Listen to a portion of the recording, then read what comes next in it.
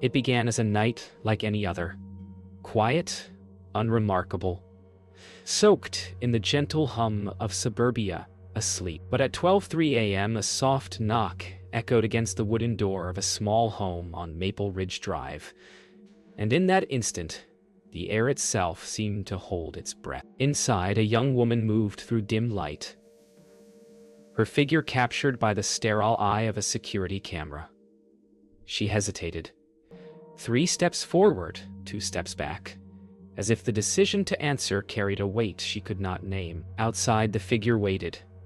No movement, no sound, just stillness in human form. The footage, grainy and color-washed, recorded every second with mechanical indifference, but those who later watched it would describe something deeper, something that lingered beyond the frame, a sense that the camera was not the only one watching. When Evelyn reached for the lock, the world seemed to tilt, her reflection blurring in the frosted glass. And then the knock came again, softer this time, like a whisper. By morning, the house stood silent, the front door locked. The car still parked neatly in the drive. There was no sign of struggle, no broken glass, not even a misplaced item to suggest panic. It was as if Evelyn had dissolved into the night air itself. When the neighbor, Claire, noticed the porch light still burning at dawn, she assumed exhaustion had gotten the better of her friend. But when calls went unanswered and the mail began to gather, worry settled like frost. The police arrived just after noon. Inside, the air was stale, untouched. The television still hummed faint static, and a single coffee mug sat cooling on the counter. But what drew their attention first was the red light of the security system, blinking patiently, recording, watching, waiting. Detective Marcus Hale reviewed the footage for the first time at 2:17 p.m. The grainy screen flickered to life, and there she was, Evelyn, frozen mid-step, bathed in soft lamplight. Her expression was not fear, not exactly, but something quieter, deeper, a kind of recognition. Then came the frame of the stranger. Hale leaned closer, noting how the figure never moved, not even as seconds stretched into minutes, but when the clock in the corner jumped forward, one frame missing. Hale felt something cold slide beneath his ribs. The time code didn't match the logs. Somewhere, a minute had vanished. He paused the footage and replayed the moment over and over, until the silence began to sound like breathing. The search began at sunset. Officers combed the property, marking the yard with numbered flags, their radios crackling through the fading light. Nothing disturbed the soil. No footprints led away, and the neighbors heard nothing unusual. Yet Hale couldn't shake the feeling that something or someone had entered that home. As he stood on the porch, the faint hum of the security light pressed against his thoughts. He turned toward the camera above the doorway, its small lens reflecting the evening sky. For a moment, he imagined seeing himself from that angle, motionless, recorded, framed in someone else's story. That night, the footage circulated through the precinct, whispers following every viewing. Some said the frame around the stranger's figure warped slightly, bending light that should have stayed still. Others swore they heard faint tapping in the background, matching the rhythm of the knock. But when Hale isolated the audio, it came from inside the house. He froze the frame again, Evelyn's hand on the door, the stranger waiting beyond, and realized he'd seen this pattern before. Not the faces, not the place, but the stillness itself. A silence that seemed to repeat, like a story caught between endings. He didn't know it yet, but this tape would become the kind that burrows into memory, the kind detectives carry for life. Detective Marcus Hale replayed the footage again, this time frame by frame. The first thing he noticed was the silence, not the absence of sound, but the kind that feels alive. Then, the flicker. Between 12:03, 12, and 12. 3:13. One frame glitched, a fraction of a second gone. and in that sliver Evelyn's shadow changed position. To the naked eye it meant nothing, but to Hale, it meant movement that shouldn't exist. As the technical unit gathered around the monitor, their murmurs faded under the steady hum of the playback. The image stuttered, then cleared. There, Evelyn's reflection on the frosted glass had turned slightly toward the camera, though she never moved. Hale's stomach tightened. It wasn't an error. Something had shifted behind her, faint but deliberate, like the ghost of motion. He leaned back, realizing this wasn't just evidence anymore. It was something that watched back. Outside, the neighborhood looked exactly as it had the night she vanished. The same neatly trimmed lawns, the same porch lights humming in twilight. Hale and Officer Mendes canvassed door to door, gathering small fragments of routine. Every neighbor remembered Evelyn as polite, quiet, predictable, except Claire Morton. She hesitated before answering, eyes darting toward Evelyn's house. Claire admitted she'd heard a sound that night, not a knock, but a low humming, like electricity vibrating through the walls. Hale wrote it down without comment, but he felt it too. That unspoken dread that ordinary details sometimes hide the most. Back at the station, Hale stared at the paused frame of Evelyn's last moment. He had reviewed hundreds of security tapes over his career, but none had ever felt aware. When he brightened the image, the reflection deepened instead of clearing, like the light was sinking into it. He muted the audio, then unmuted. Faint static, faint breath, maybe nothing. The technician asked if they should enhance it, and Hale hesitated. Sometimes he knew. Clarity was more dangerous than mystery. The footage felt personal now, as if it belonged to the person inside the camera, not the one watching it. Forensics called late that evening. The timecode inconsistency, they said, wasn't a technical fault. The data from Evelyn's security system showed manual interference. Someone had accessed the feed remotely during the moment she disappeared. Hale's pulse quickened. No record of an IP address. No trace on the network. Just a gap, carved clean from the timeline. He stood in the dark office long after the call ended, the faint glow of streetlights seeping through the blinds. The case was no longer about what happened that night, but about who, or what, had watched it unfold from somewhere unseen. That night, Hale took the footage home, against protocol. He played it on his laptop, muted, alone in his apartment. The video stuttered again at 12:13, the missing second swallowing itself in a flicker. He leaned closer. The screen dimmed. For a fraction of a moment, reflected in the glass of the monitor, was his own face, and behind it, a faint figure standing at a door. The knock echoed from memory, not sound. He slammed the lid shut, heart pounding, breath catching somewhere between reason and instinct. Outside, the city moved on, indifferent. But somewhere in the data, the missing second pulsed like a heartbeat, waiting for someone to look again. Detective Marcus Hale returned to Maple Ridge 3 days later, driven not by duty, but by the gnawing echo of that missing second. Claire Morton agreed to speak again, though her voice trembled as she unlocked her front door. The home smelled of lavender and old paper, the kind of comfort that tried to mask unrest. She offered coffee but forgot to pour her own. Hale noticed the small things, curtains drawn tighter than before, a hallway camera unplugged. When she finally spoke, it wasn't about Evelyn. It was about a light she'd seen flickering from the neighbor's window after midnight, not steady like a bulb, but pulsing, almost rhythmic. Claire paused, eyes unfocused, as if recalling something too fragile to name. She said she'd heard the same sound again last night, a faint knock, but not on her door. Somewhere further away. Somewhere waiting to be noticed. Later that evening, Hale stood at Evelyn's house again, the porch now sealed with police tape fluttering in the chill. The world seemed muted here. No dogs barking, no wind. through the trees. Just silence pressed against the walls like an unspoken memory.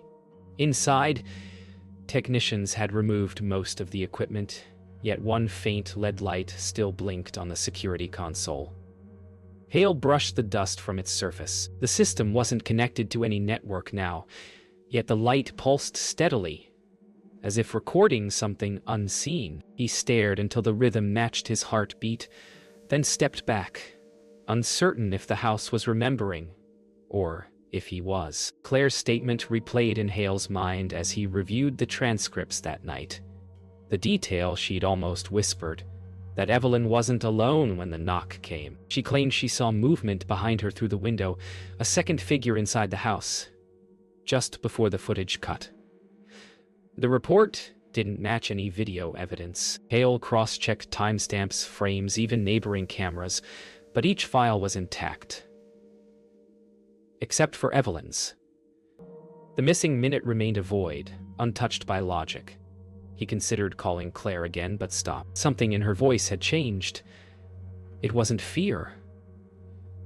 It was recognition, as if she, too, had seen that still figure somewhere else. The next morning, Hale visited Claire once more, but her house was dark. Curtains drawn, mail uncollected. He knocked, softly at first, then louder. No answer. He left his card wedged in the frame, though something told him she wouldn't call. Across the street, an elderly neighbor mentioned she'd seen Claire outside the night before, standing on her porch, looking toward Evelyn's home. Just standing, for nearly an hour. Hale felt a dull unease tighten in his chest. He turned back toward the empty house on Maple Ridge and saw something flicker behind the frosted glass.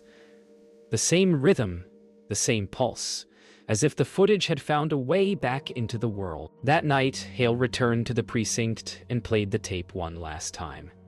As the screen filled with static, a faint outline flickered behind Evelyn's reflection. Another shape, faint but human. He increased the brightness. The figure sharpened into something almost familiar. The curve of a shoulder, the tilt of a head. Then, for just one frame, the reflection shifted. It wasn't Evelyn at all.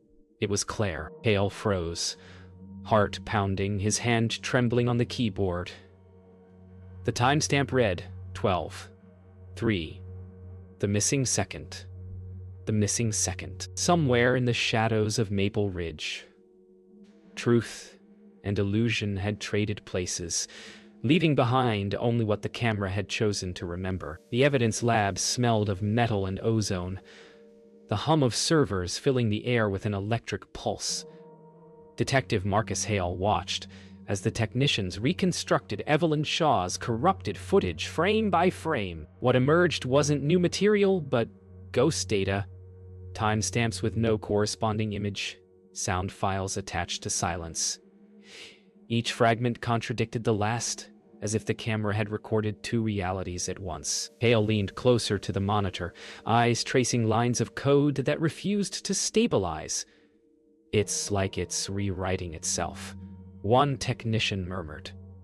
Hale didn't answer. He'd seen impossible things in human behavior, but never in evidence. Still, somewhere inside the static, a shape began to form. An outline in negative space, human-sized, watching from behind Evelyn's reflection. Hours later, Hale spread the printed evidence across the briefing table. Data logs, screenshots, and stills from neighboring security feeds. The timestamps didn't align. Evelyn's camera lost 1 minute, while 2 houses away another gained one. It wasn't a glitch. It was as if time itself had shifted between addresses. He circled the discrepancy, his pen tapping an anxious rhythm. Across the room, Officer Mendez frowned, muttering that the footage made him dizzy. Hale looked up, realizing they were staring at different screens yet describing the same image. The case file was no longer linear. It was folding in on itself, a story that refused to stay still. When the physical evidence returned from the lab, Hale expected routine paperwork. Latent prints, fibers, maybe dust. Instead, the report read, "No identifiable fingerprints on any surface inside Evelyn's house. not even her own. Every doorknob, glass, and keyboard was wiped clean. There were no signs of disturbance. Hale sat back, jaw tight. The house wasn't empty. It was erased. He imagined the invisible trace of touch still hanging in the air, the residue of a life overwritten. Technology could lie, but absence never did. Somewhere in that silence, the truth waited, untouched, unseen, patient. Karen Lee called Hale into the data server room just after midnight. She'd isolated a hidden directory inside the security feed, metadata encrypted beneath the normal footage. When she decrypted it, a second video appeared. The same scene but reversed, running backward in near-perfect sync. Evelyn's movements rewound. The stranger stepped away, and the porch light brightened instead of dimming. Hale felt the chill crawl up his spine as the loop reached its end. Evelyn standing still, eyes toward the camera, lips moving as though she were whispering something directly to whoever found the file. The sound channel was empty, but the silence seemed to breathe. By dawn, Hale walked out of the precinct clutching the case file as if it could anchor him to reality. The air was cold, the city still half asleep. In his mind replayed the reversed video. Evelyn's silent lips forming words he couldn't hear. He told himself it was a coincidence of light, a data echo. Yet as he reached his car, his phone vibrated once. A notification flashed from an unknown device. New motion detected. Maple Ridge Drive. Hale froze. The feed shouldn't have existed. The system had been seized days ago. He looked up toward the rising sun and felt the faint hum of an unanswered knock lingering somewhere in the circuitry of the world. Detective Marcus Hale spread the new case files across his desk, each stamped with dates months apart yet echoing the same minute. 12:03 a.m. The footage from other homes showed identical interruptions. One missing frame, one unseen visitor, different cities, same pattern. Hale's pen trembled slightly as he drew lines between addresses on a map, each point forming a spiral that curved back toward Maple Ridge Drive. When he leaned back, the pattern resembled a fingerprint, an impression of design rather than chance. He told himself it was coincidence, data drift, something explainable. But deep down he knew he was tracing intention, a repetition written by someone or something that understood being watched. Forensic analyst Karen Lee joined Hale at the board, eyes narrowing as she noticed something hidden in plain sight. Each address that experienced a disappearance also reported identical power fluctuations, logged by the city's grid at exactly the same second. The outages lasted less than a heartbeat, too brief for residents to notice, long enough to reset security systems. Hale's pulse quickened as he realized the phenomenon wasn't following people. It was following light. Every place touched by the outage captured a reflection just before it vanished. He stared at the map again, the cluster forming around Evelyn's street, as though the first event had sparked everything that came after. Late that night, Hale accessed the National Missing Persons database. The pattern grew with every search result, expanding outward like ripples from a single drop. He noted the repetition of small details. Each victim lived alone. Each home had recently upgraded to the same brand of smart camera. The connection felt too clean, engineered. Hale's chest tightened as he realized the company's central server sat less than 2 miles from his precinct. He printed the records, the hum of the printer loud in the stillness, and for a brief moment, the lights flickered. On his screen, Evelyn's file reopened by itself. The timestamp blinked 12:03 a.m. Steady, patient, waiting. The next morning, Hale visited the tech company's headquarters. Rows of glass panels reflecting the pale sky. Inside, a security manager explained that their servers log every camera connection, yet none showed activity from Maple Ridge Drive after Evelyn's disappearance. Still, one device kept pinging the network from an untraceable address, sending brief bursts of unreadable data at 12:03 every night. Hale watched the clock on the wall tick toward noon, his mind counting hours until the next cycle. He asked for access to the raw server feed and the manager hesitated. "If it's still online," she said quietly, "it's watching something." That night, Hale sat alone in the observation room as the clock approached 12:03. The data stream appeared on his laptop, lines of binary cascading down the screen. Then, for a single instant, an image surfaced between the code. Evelyn's front porch, perfectly clear, as if the feed had never ended. The porch light glowed steady. The frost on the glass shimmered, and a faint shape stood beyond the door. Hale's breath caught. The timestamp read 12:03:13. The same missing second, repeating like heartbeat and echo. The feed blinked once, then dissolved into static, leaving only his reflection in the screen. Sleep had become optional for Detective Marcus Hale. Every night he returned to the footage, as if drawn by gravity. The more he studied it, the more his own reflection began appearing in frames where it should be. His face faintly mirrored in Evelyn's hallway glass, his shadow stretching through her living room. He blamed fatigue until the file directory on his laptop generated a new folder, labeled Hale 12L3. Inside were still images, each frame a different angle of his office, captured when no camera should have been running. The timestamps matched the missing second. He sat frozen, the quiet hum of the precinct around him suddenly foreign, as if the walls had joined the investigation. Karen Lee entered quietly the next morning, holding a drive between two fingers. "You need to see this," she said. The recovered metadata from the company's servers contained voice fragments hidden beneath layers of stat. When isolated, they formed a faint repetition of Hale's own case notes, word for word, including phrases he had never recorded aloud. He replayed them, hearing his own cadence, the same pauses, the same breath. It was impossible. Karen looked at him with cautious disbelief, as though speaking might break something delicate between logic and fear.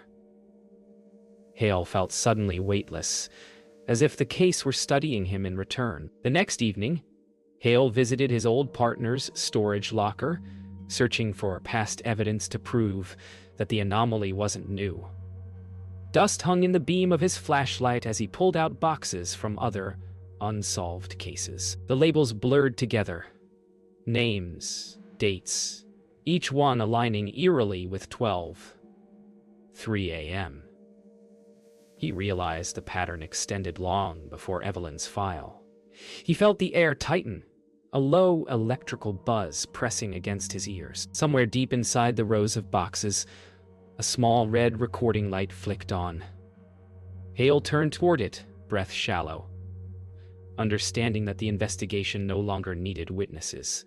It was recording on its own. Back at home, Hale pinned the recovered photographs across his apartment wall, each one a reflection captured from a different case.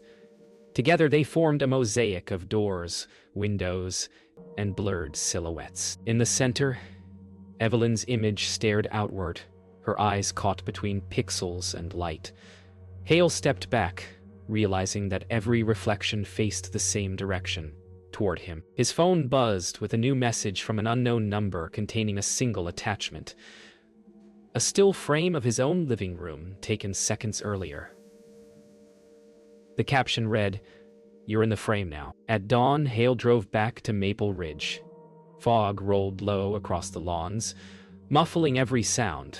The house looked untouched, sealed behind police tape, now faded by rain. He unlocked the front door with the evidence key, stepping into still air. The red light on the security console blinked again, steady and calm.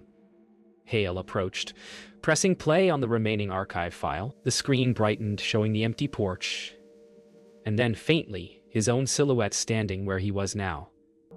The feed looped once more to 12:03 a.m. As the first knock sounded through the speaker, Hale closed his eyes, realizing the investigation's final witness had always been him. Dawn spread over Maple Ridge Drive like a confession written in light.